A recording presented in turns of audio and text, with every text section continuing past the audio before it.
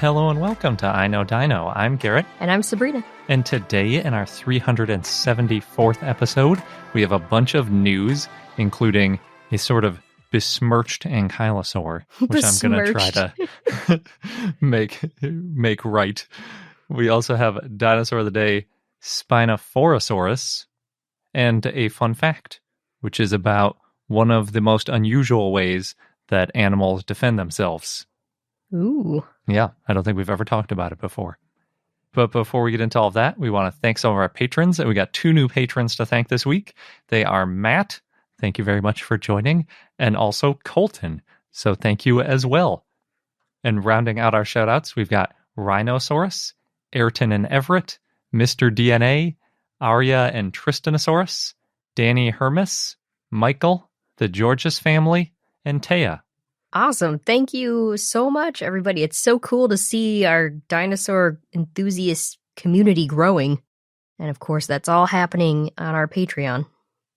Real quick, before we get into our news, I just want to have a quick update break on Stegouros. Stegouros is that ankylosaur with, I described it as an axe-like tail. Remember, it had like the 7 points on both sides of its tail, and I was like, the best thing I can come up with is an axe because it's sort of thin when you're looking at it from the side. Mm-hmm. And presumably it swung it from side to side, so it would have been sort of axe-like. But it's got a whole bunch of spikes on it, so it didn't seem that axe-like. So I threw out a call for if anybody knows a better weapon which matches this crazy tail on Stegouros, let me know. And what do we get? So thanks to Talon for being the first one to point this out on our Discord. I think they're completely right, and the tail is closest to a macuahuitl. That's as best as I can pronounce it. It's got that nahuatl lateral fricative at the end of it, so it's kind of tricky to pronounce. But it basically looks like a wood paddle with all these obsidian blades sticking out of the sides. Dangerous weapon. Yeah, and it looks so similar. Like even the number of blades sticking out of it looks similar. The fact that it's really broad on one side, but that's not the side that's really used. That's sort of just to resist the force of hitting it edge on. It's a very close analogy for Stegouros and its crazy spiky tail. And the macuahuitl was used by Mayans, Aztec, and other civilizations in the Americas. It was one of the things that basically the native tribes were using to fight the Spanish, was this weapon. And apparently obsidian, which was what the blades are made out of, can be sharper than a razor blade made out of steel. It can be super sharp. So it's a pretty formidable weapon. A good thing if you're going to, it's like kind of a combination of a sword and a bat in a way, like really sharp, but also has some good force behind it. Mm-hmm. Pretty interesting weapon, and I think a really good analogy for Stegouros. So thanks to everybody who shared that and pointed it out to us. Jumping into the news, it's me again. Yeah, you got a new dinosaur, so you get to go first. You've got a new sauropodomorph. Somebody commented in our Discord recently that our last episode had no sauropods, so don't worry, we're back. Oh, good. Wouldn't want to go a whole episode without a sauropod. I know, right? This one is called Issy Sonic, and it was found in what's now Greenland. It was published in the journal Diversity by Victor Beccari and others, and it's a sauropodomorph. It looks similar to Palladiosauris. It's got that long tail, a somewhat long neck. It walked on 2 legs. Issy's one of the first sauropodomorphs from the northern hemisphere. It's the first one to be in a latitude over 40 degrees north. Meaning it's the earliest one known over 40 degrees north? I think it's just the first one we know of. First sauropodomorph we know of that is that far north. Oh, the first sauropodomorph. I was going to say, because we've got these Prince Creek things that were way up in the Arctic Circle. But yeah, there weren't any sauropods up there. Or sauropodomorphs even. It is pretty early. It lived in the late Triassic around 214 million years ago. And it was medium-sized. The holotype skull is about 234 millimeters long. That's about 9 inches. Okay, yeah, that's a pretty small skull. But, I mean, Palladiosauris didn't have that big of a head. And I guess sauropods in general don't really have that big of a head. So I'm assuming they didn't find that much of the body that you're basing this on the head. They found 2 nearly complete articulated skulls. Well, I mean, that's so weird for a sauropod. All you find is the skulls? Yeah. There were some post-cranial elements that are possibly related to one of the skulls that was collected in 2012, but that's not yet been prepared. So the dinosaur has been named based on these two skulls. Gotcha. The name Issy Sonic is from Callothisut. You're doing lateral fricatives too. I'm not very good at them. Thanks to Greenland. And that name means cold bone. The language is closely related to Inuit languages in Canada, and it's the most widely spoken Eskimo-Aleut language. So they use this language to honor the local culture. And the name refers to the, quote, conditions in which the fossils were recovered. That's the genus and the species? Yeah, the whole thing means cold bone. It just sounds like it was cold, so I guess a fitting name. Yes. So like I mentioned, they found these two skulls. One's a late-stage juvenile to subadult. The other one is a medium-stage juvenile, and that's based mostly on the differences in the size of the skull. These fossils were found in 1991, and one of the skulls described in 1994 was referred to Palladiosauris. I guess there's a long history of pretty much every sauropodomorph, early sauropodomorph from the Triassic being referred to Palladiosauris. Yeah, it's somewhat of a wastebasket taxon. Yeah. So then in 1995, a smaller skull was found, and both of these skulls are now at the Natural History Museum of Denmark. The authors found enough differences in the skull to name a new dinosaur, though, not be Palladiosauris. And that's based on the bone proportions and shapes. They CT scanned the skulls and then created 3D models, and then compared it to other basal sauropodomorphs, and they found it to be a sister clade to Palladiosauris, so they're still closely related. And as a quick reminder, Palladiosauris anglehardi was the first non-sauropod sauropodomorph named outside the UK. Now, the older specimen or skull has at least 18 tooth positions. Some of the dentary, the jaw, though, was missing, so it's possible it had 20 or more teeth. And the younger specimen had only 18 tooth positions, and having under 20 teeth, that reduced dentary teeth count, is related to Palladiosaurid growth or ontogeny. The skull's almost twice as long as it is tall. It is crushed, though, along the sides, laterally. There's 5 teeth in the premaxilla, which is also seen in Palladiosauris, and it had leaf-shaped teeth. They also found a sclerotic ring with at least 18 plates. It was partially articulated, so there may be more, and they were in this circular arrangement. Oh, cool. That doesn't happen very often. Yeah. Those eye bones. It's hard for them to fossilize, and definitely rare that they fossilize in place. Yes. Issi Sonic is a Palladiosaurid, so it was bipedal and gracile. It was found in East Greenland in the Malmros Clint Formation, and at the time that it lived, East Greenland, or what is now East Greenland, was connected to what is now Europe. So it lived in this transitional zone between a relatively dry interior of Pangaea and a more humid part of the continent. It also lived among large fish, amphibians, phytosaurs, and pterosaurs. And the fact that Issi exists helps show the diversity of Palladiosauриds. The skulls are now on exhibit at the Museu de Lourinhã in Portugal. And more specimens, at least 3 of them, including a complete skeleton, have been found and they will be studied. Some of those are on display at the Geocenter Måns Klint in Denmark, and some fossils are also being prepared at Dinosaur Park Munchehagen in Germany. And then once they're all studied, all the specimens will be curated by the Natural History Museum of Denmark. Cool. I guess technically Greenland is considered an autonomous territory of the Kingdom of Denmark. But I think in practicality, it's probably mostly its own thing. Although, if they don't have a big paleontology program, you could see how that connection would get the fossils over to Denmark. True. Greenland's another place I want to see someday. Yeah, it seems cold. Yeah, they got cold bones there. They do. I don't want my bones to be cold. I like having warm bones. And now on to our ankylosaur article. So, the phys.org title of this was the first thing I saw. And it is, quote, ankylosaur was sluggish and deaf. That's the title I saw as well.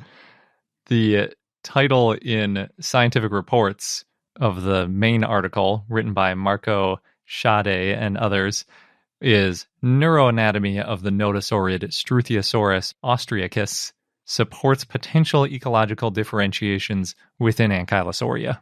That's much more specific. And much less pithy. But they're sort of on the right track, I think. Calling it sluggish and deaf is definitely wrong, though. I mean, it might have been slower than some other animals. It definitely wasn't deaf, though. I think that's besmirching. They'd be getting sued for libel if... Was it hard of hearing? If this dinosaur was still alive. Maybe. It was harder of hearing than other ankylosaurs, but not particularly hard of hearing or deaf compared to a lot of animals. So, first of all, I just want to point out, it says ankylosaur was sluggish. They're not talking about a ankylosaurid at all. They're talking about one very specific nodosaurid. The Struthiosaurus austriacus? Yes, exactly. And Struthiosaurus austriacus is about 3 meters or 10 feet long or less. That's like the maximum estimate, basically. It's not a very large ankylosaur, or I should say nodosaur.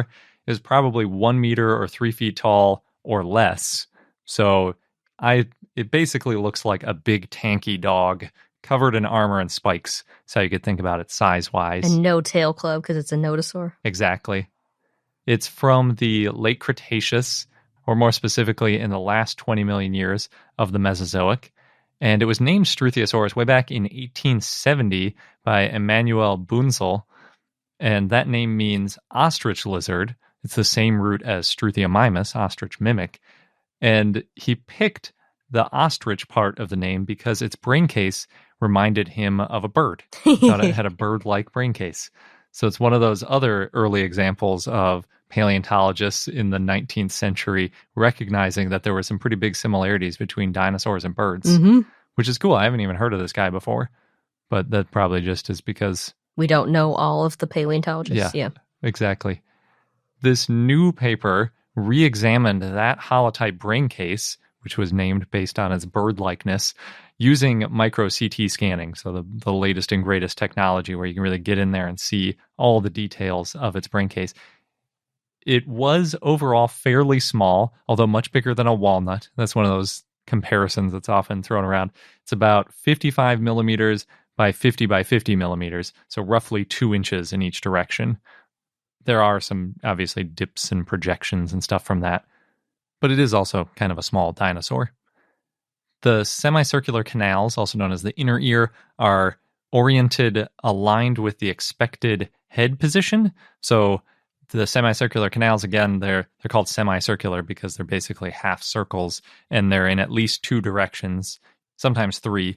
And basically, when a head tips, like when we tip our head, we have these as well, the difference in pressure throughout those semicircular canals sends a signal to your brain, and it lets you know, oh, your head's tipping, which is always a good thing to know. If your head's moving around, it's really useful to have that sense, and it's the kind of thing that gives you seasickness when your head is tipping in a way that the rest of your body isn't expecting. Oh, yeah. Yeah. Been there. And you can use those semicircular canals. It's a little bit controversial, but it seems like you can use them to figure out what its default head position is. Basically, like one of the semicircular canals is usually sort of oriented towards the horizon. So based on that, it looks like its head was slightly inclined. So presumably its default position of its head was with its head up. Doesn't mean that that's how its head was all the time. Like horses have that sort of semicircular canal orientation with their head pretty far off the ground. Although when they eat, obviously their head goes a lot lower. Same thing with cows. Although in this case, it's even more upright because they kind of have their nose oriented down.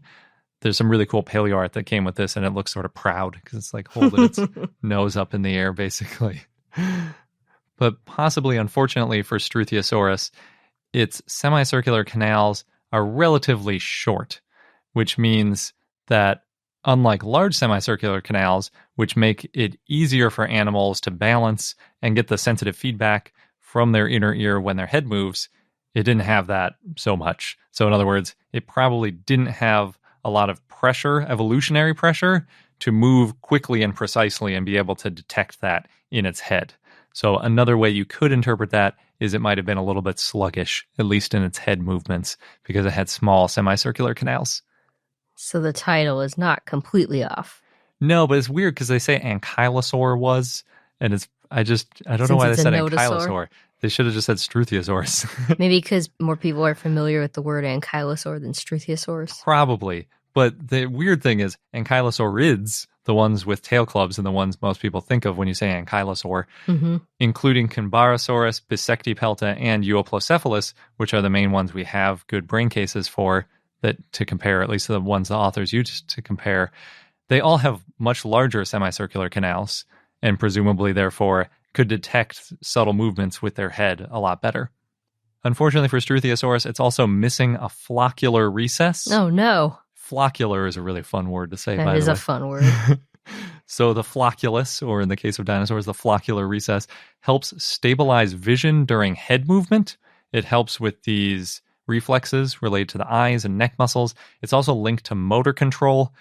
Ankylosaurids did have a floccular recess, and they likely needed more precision, possibly for maneuvering their tail clubs.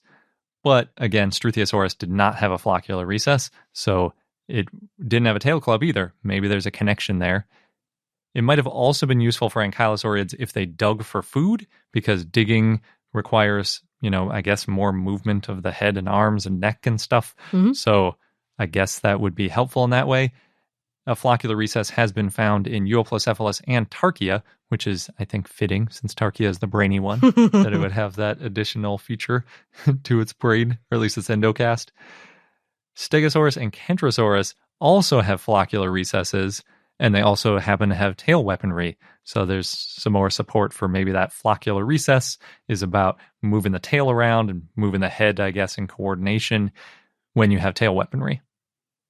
Struthiosaurus also has the shortest cochlear duct of any known dinosaur. This is the thing that led to the "it was deaf" sort of clickbaitiness. It probably means that it couldn't hear particularly well, but they estimate that it can hear a little better than a turtle. And I looked it up. Nobody considers turtles deaf. In fact, when you Google, "is a turtle deaf?" you basically get results like, well, it doesn't have ears on the outside of its head, but lots of animals don't, and they can still hear fine. So, no, it wasn't deaf. It could hear better than a turtle, and everyone knows turtles can hear. But how well can a turtle hear? Well enough for what they're doing. That's the main thing that you can really get out of this, is you might see what the evolutionary pressures are on it based on its lifestyle and how much it needed to hear. Its hearing looks especially bad when you compare it to ankylosaurids that have larger cochlear ducts. And since animals usually have hearing to match their vocalizations, it also supports the idea that ankylosaurids could hear and vocalize more than notosaurids. In other words, the ones with tail clubs could hear better than the ones without, and also probably vocalized more.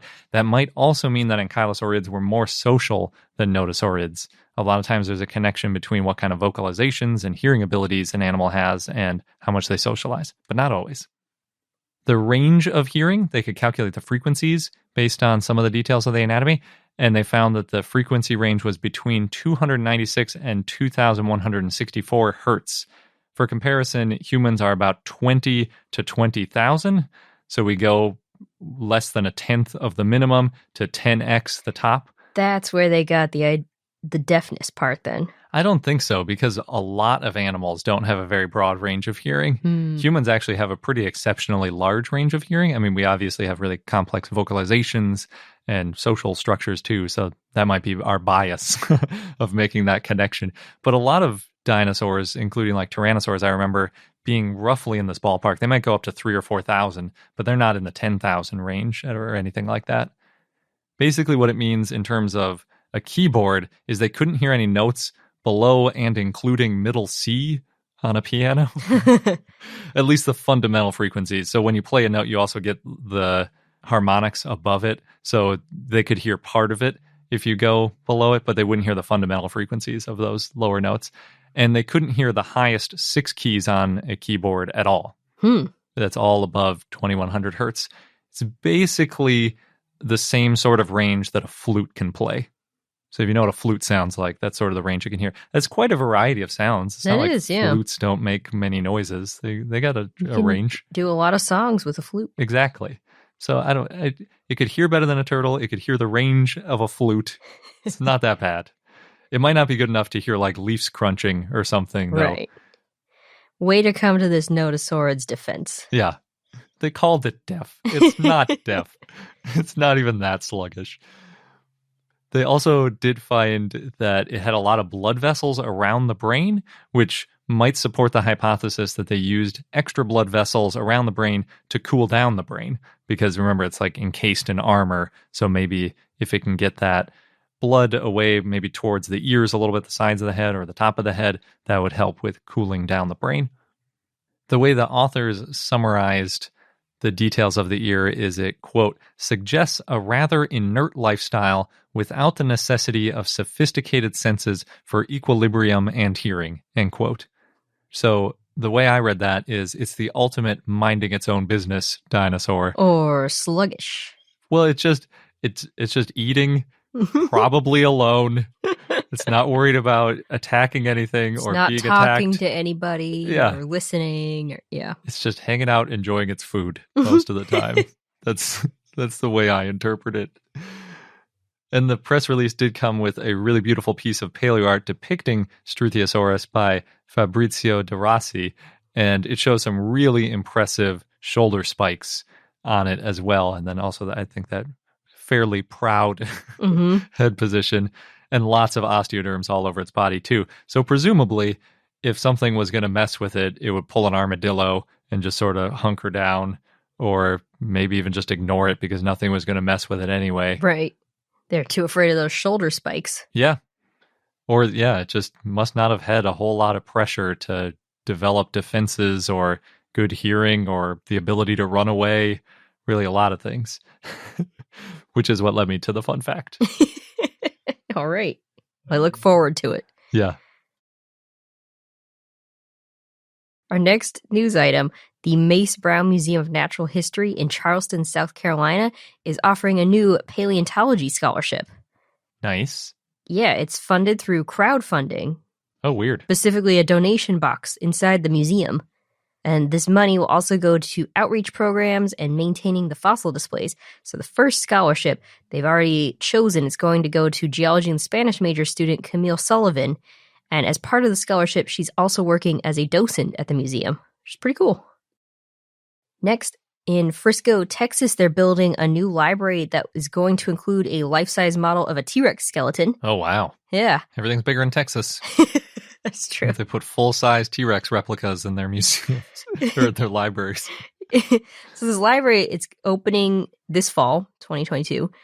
They're looking to name their T-Rex. So they're having a contest between now and February 6th for community members. You can submit some names via a website. It's got such an obvious choice. Wouldn't you just call it Tex-Rex? Oh, I didn't think of that. It's like T-Rex, Tex-Rex in Texas. You're not a community member since you don't live there, so you can't submit that name, but maybe someone else will. It seems obvious.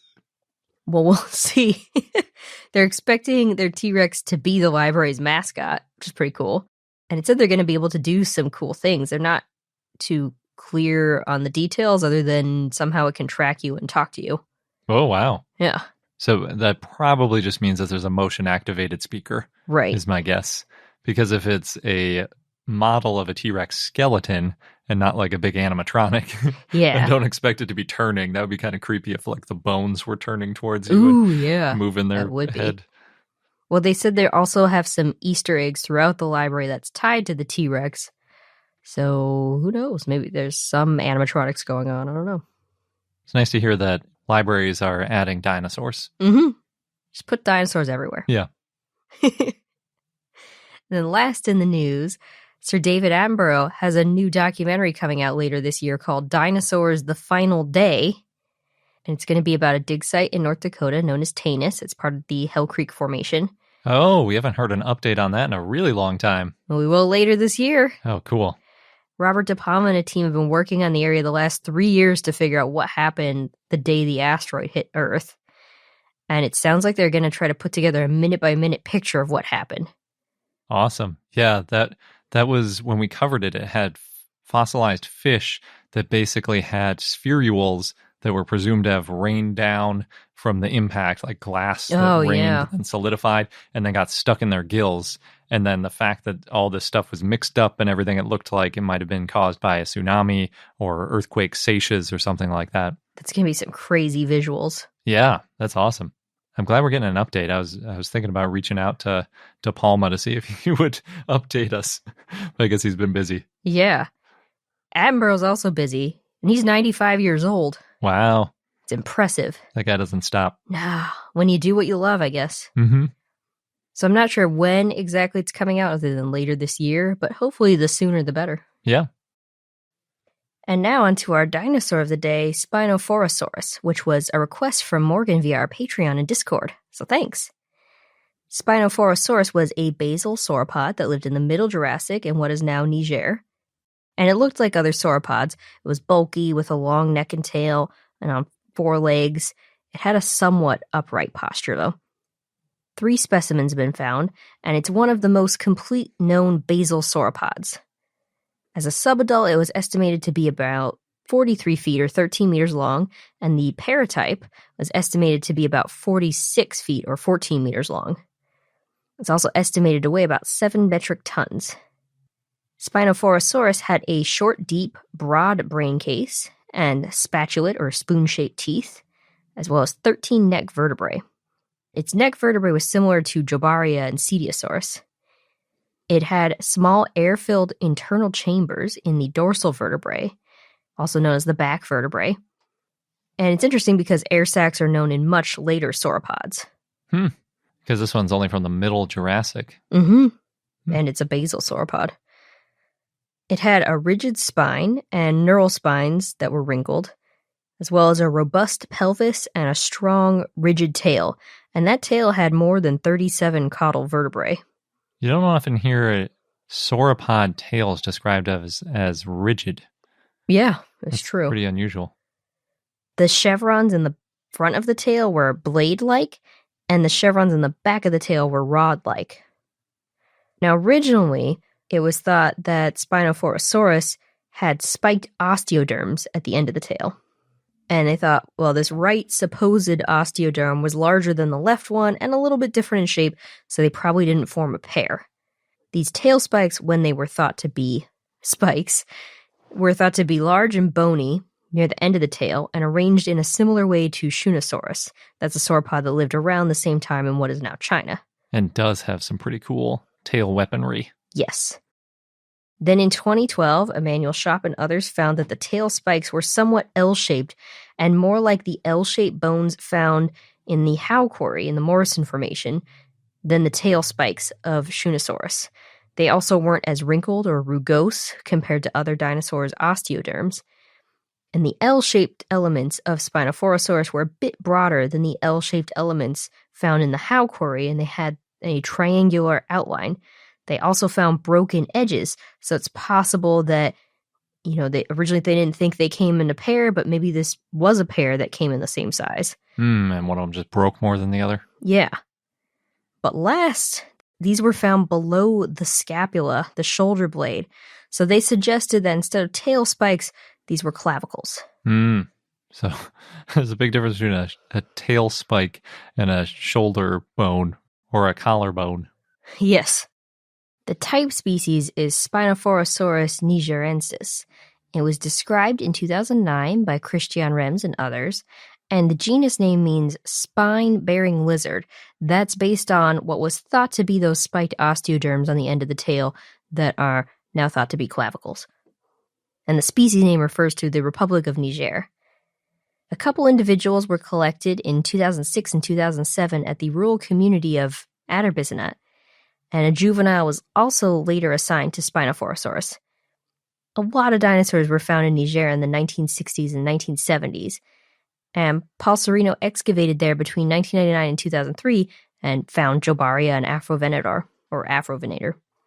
In 2003, the PALDAS project, Paleontology and Development, excavated the area with the goal of combining paleontological research with a developmental program.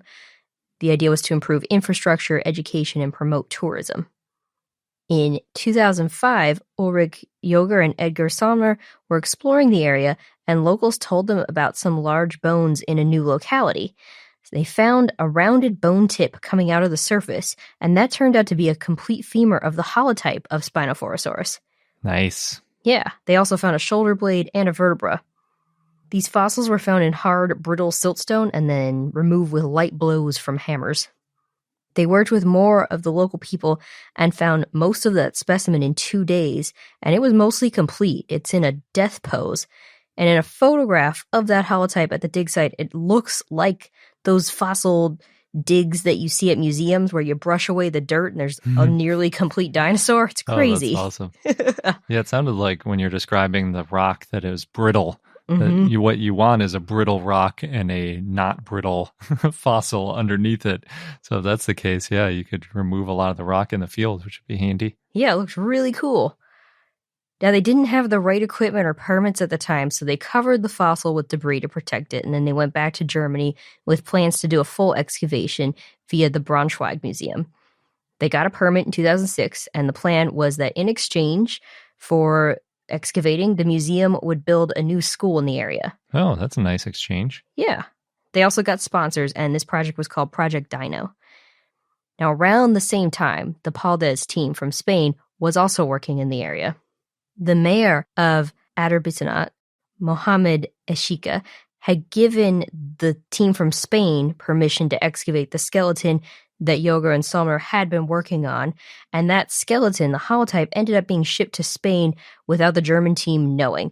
When they went back, they found an empty dig site. Oh, geez, after they had left it there and excavated most of it? Yeah. Oh, boy. The German team, they did end up finding the paratype specimen, however, so wasn't a completely wasted trip. And that was a really difficult excavation. There wasn't enough water. Some people who were helping to dig fainted. Temperatures got to 109 to 113 degrees Fahrenheit or 43 to 45 degrees Celsius. Ugh. I'd rather be in Greenland. And they said after nearly a week, all but 2 of the people on their team were sick with diarrhea and circulation problems. Oh, boy. There wasn't much shade when they were digging either. And there were a few sandstorms that were described as peeling their skin. Oh, everything about this sounds terrible.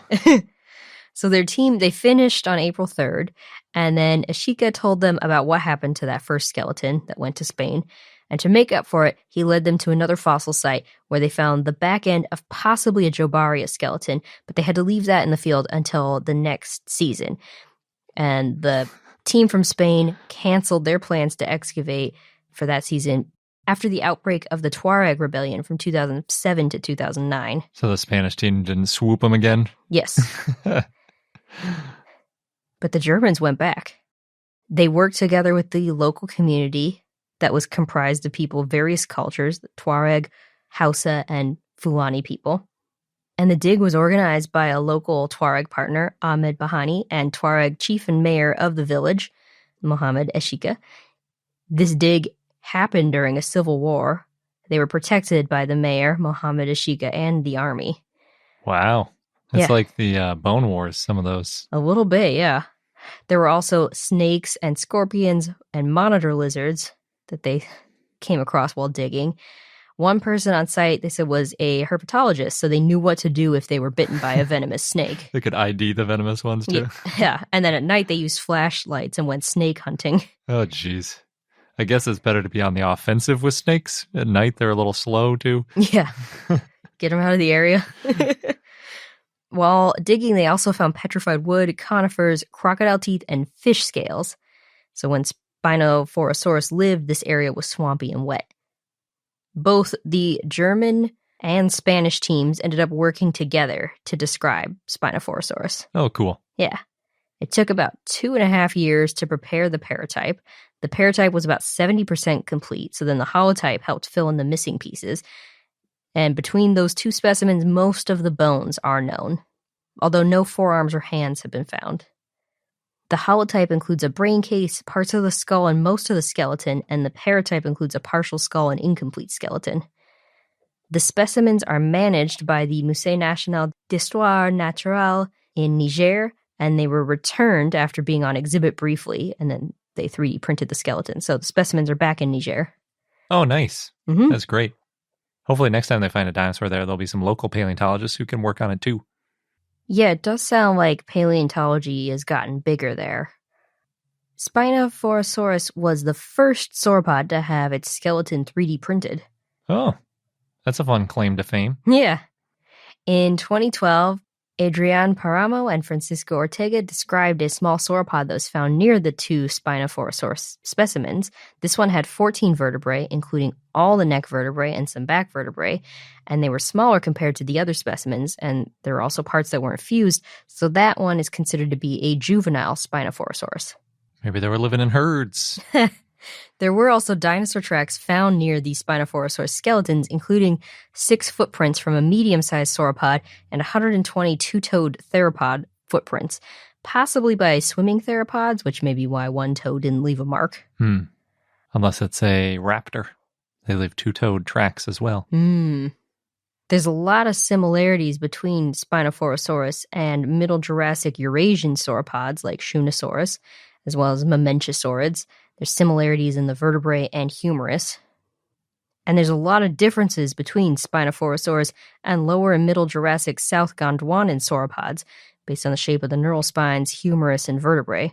And those would have been the ones that were closer. So this is another one of those where it's more closely related to the Eurasian ones, while it's in Africa, and less closely related to the African ones, even though that's where it is. Yes, exactly. So Spinophorosaurus helps show that features thought to be in derived sauropods that were found in East Asia are more like ancestral traits or plesiomorphic in eusauropods.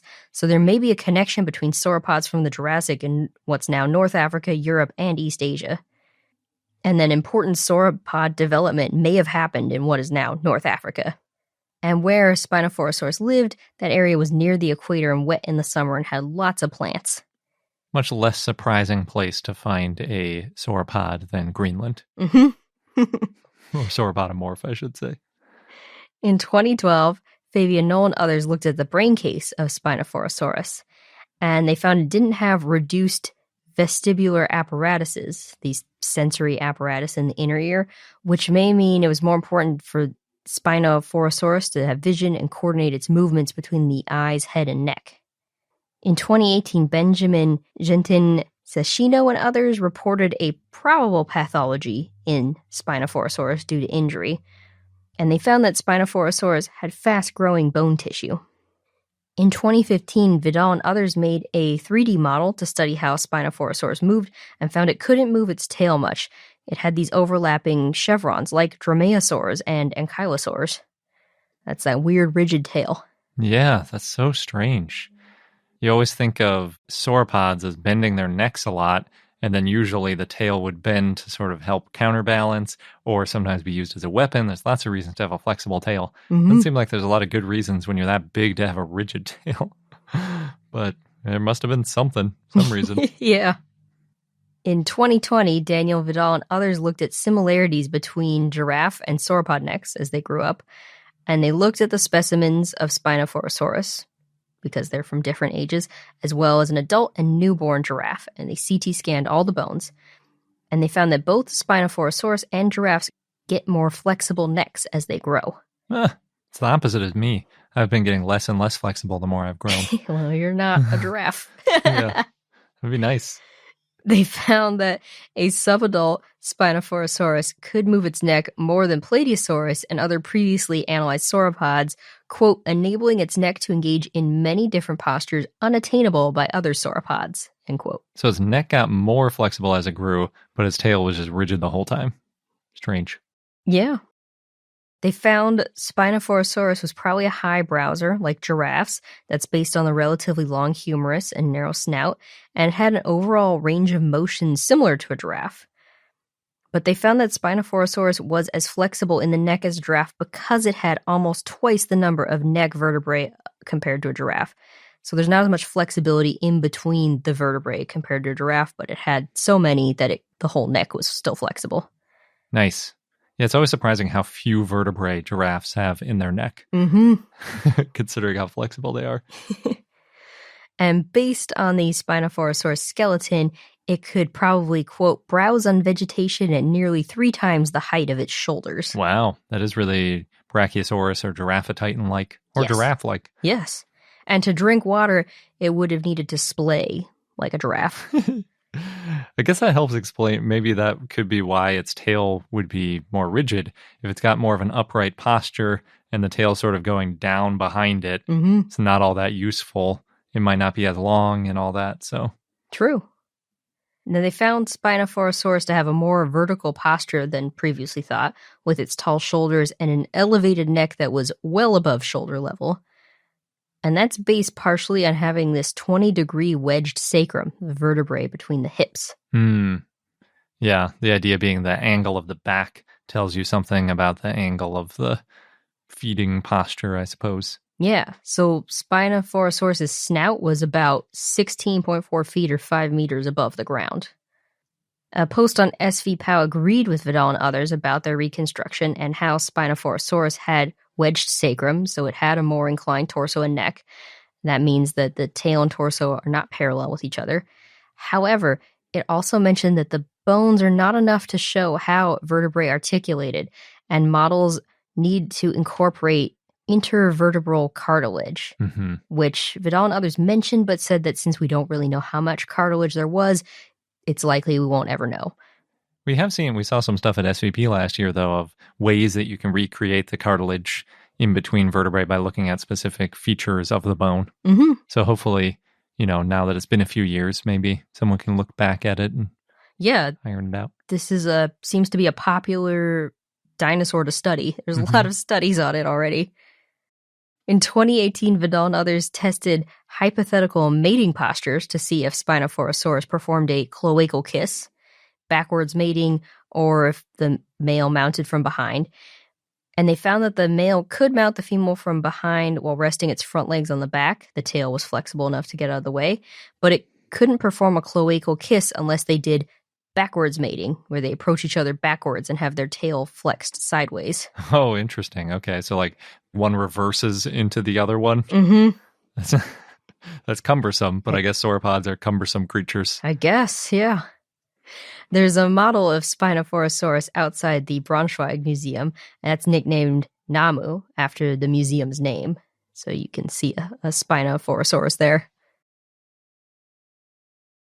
And our fun fact of the day, as promised, is about what I think the weirdest way of ensuring survival is that animals have come up with. So there are a lot of ways that prey species use to increase their odds of surviving, including getting bigger, getting faster, developing weapons or armor.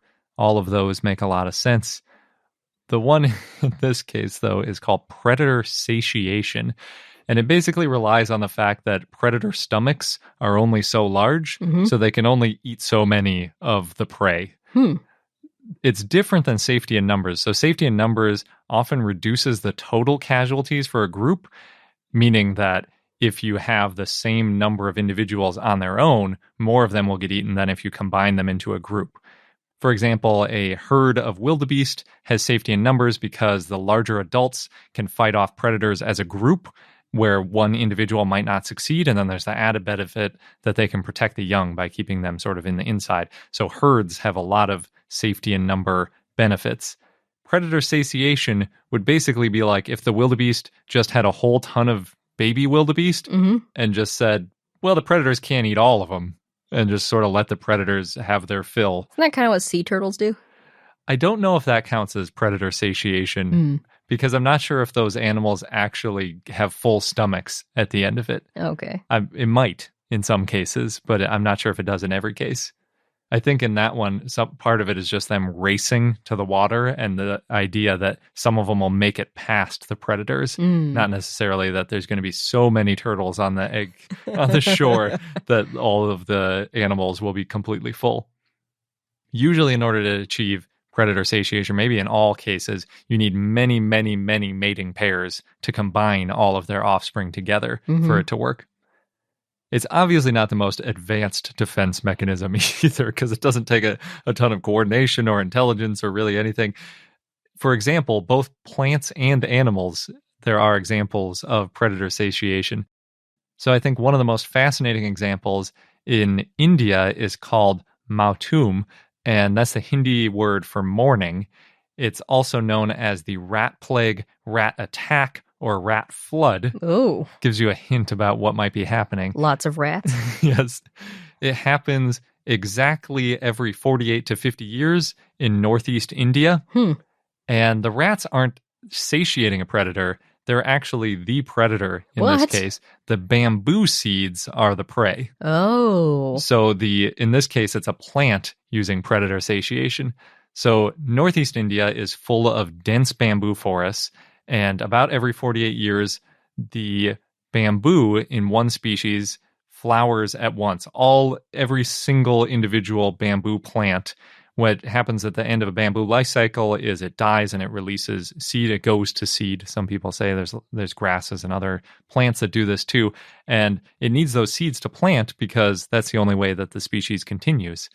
The problem is these seeds are really tasty and rats love to eat them.